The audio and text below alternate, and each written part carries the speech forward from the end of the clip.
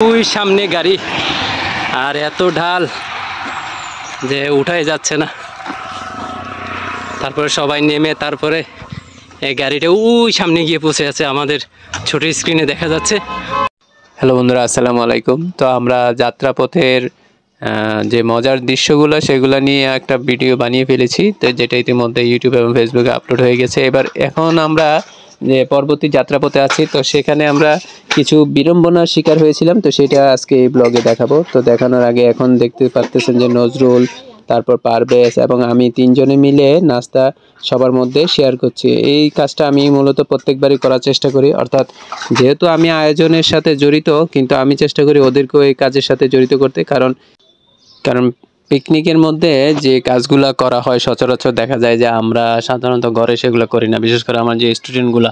তো এখানের কাজগুলোর জন্য তো আমরা আর কোনো আলাদা মানুষ রাখি নাই, আর আমার একার পক্ষে করা সম্ভব না। তো আমি চাই যে সবাই এটা শেয়ার করে কাজগুলো করুক এবং তাদের মধ্যে এই আনন্দটা আসুক।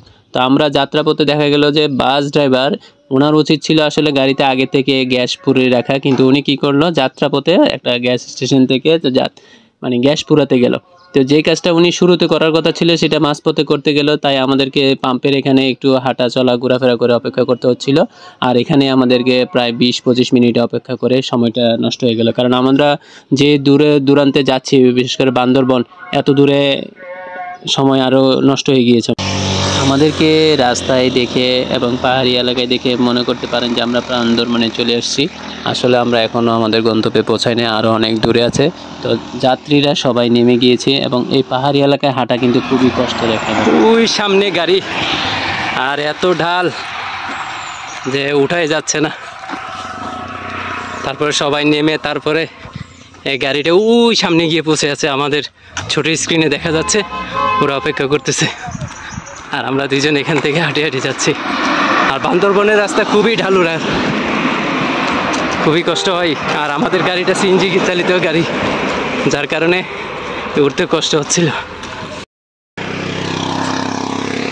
এই যে সবাই, এই গাড়িগুলো খুব সুন্দরভাবে উঠে যাচ্ছে, কিন্তু আমরা উঠতে পারতেছি না।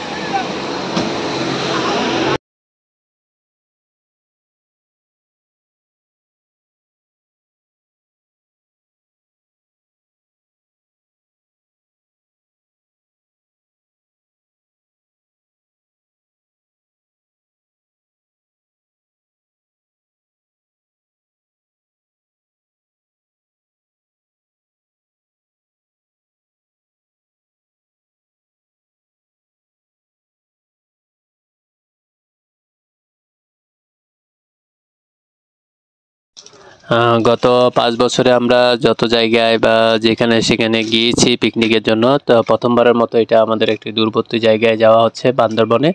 আর মানুষও এত বেশি, প্রথমবার। বাসও প্রথমবার, দূরেও যাচ্ছি, পাহাড়েও যাচ্ছি প্রথমবার, সব কিছুই এই পিকনিকে প্রথমবার, তাই ভিন্ন রকম তো হবেই। তো দেখতে থাকুন, আরও মজা পাবেন।